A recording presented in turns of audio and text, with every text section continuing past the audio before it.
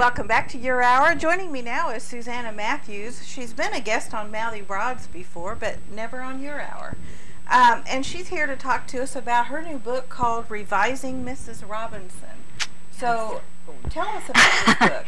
Well, the title is usually the first thing that people sort of make note of, and 2017, next year, will be the 50th anniversary of the famous Mike Nichols film, The Graduate, which I like to say probably introduced us culturally to the first cougar, and that was the character of Mrs. Robinson, played by Anne Bancroft. Right. And many of us remember that infamous scene with Benjamin coming into her living room, Dustin Hoffman, and Mrs. Robinson, you're trying to seduce me, is the line that we take away from that. So I was interested in looking at intergenerational romantic relationships between older women and younger men, not just in film or in music, but in real life as well. Well, and there's a lot, I'm noticing a trend. It seems to me that there are a lot of those types of relationships out there. I believe that there are more of them, and there's more awareness of them, and so people are talking about them more. There are TV shows like Younger, Girlfriend's Guide to Divorce, pop tunes like Fergie's MILF Money. So it's definitely in our cultural consciousness.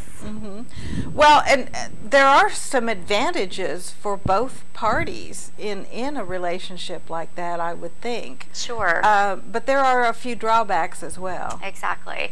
Well, sometimes it's difficult for people to know what to expect out of that type of relationship, and many people find themselves in that relationship not as a matter of strategy or intention, but just this is something that happened, and then there was chemistry, and I never sought out to achieve this, and so it's sort of accidental, and a lot of women feel very empowered, but other women feel filled with self-doubt or concern or confusion about, is this really okay, and what kind of relationship can I expect to have with this person?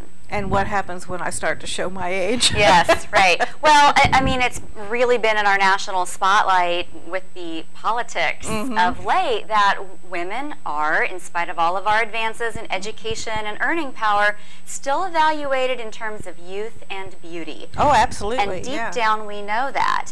And deep down I think we often internalize a lot of the cultural ageism and sexism that we grow up with in our lives, whether we mean to or not. Right. So, were you actually involved in talking to different people that were in these types of relationships? Yes, so I interviewed women across the country. I really wanted to extricate their stories first and foremost. And I found that in a lot of situations, the relationship served sort of a transitional purpose, or maybe even kind of a healing function. Many of these women entered this kind of relationship after a breakup or divorce, and it was sort of a relationship that helped them launch into the new or next chapter of their lives. In a few circumstances, the relationship was lasting, and I learned not to necessarily evaluate a relationship on its longevity, but did it serve a meaningful purpose for the individuals involved, whether it was short-term or long-term. Well, and sometimes when a woman has gone through a divorce or a breakup, many times she's looking for some kind of validation. Exactly. And if that happens to come in the form of a younger man, hey, you know, that's the breaks of the game. Exactly.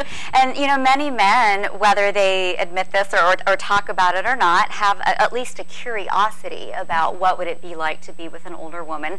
It is, the term MILF is one of the top search terms on Pornhub, which is not something I'm necessarily spending a lot of time on, but my research, you know, did take me to look at what kinds of internet searches were being done around that word. And I had the opportunity to get into the social science research around aging and sexuality, the psychology of aging. I even looked at evolutionary biology and anthropology. Where do our attitudes about what makes an appropriate couple and what makes an inappropriate couple, where do those beliefs come from? Yeah, and really, whose business is it anyway?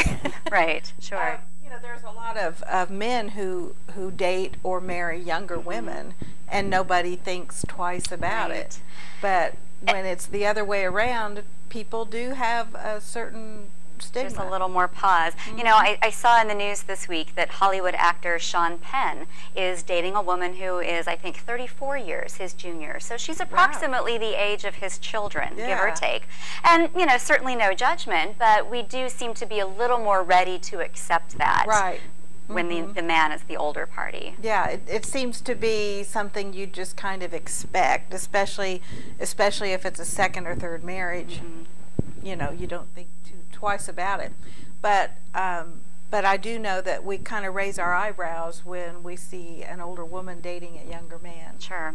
Well, one of my theories is that the reason we're more accepting of an older man dating a younger woman than vice versa is we're sort of wired to preserve that which preserves us. So it's evolutionarily advantageous for women who are young to be dating and mating.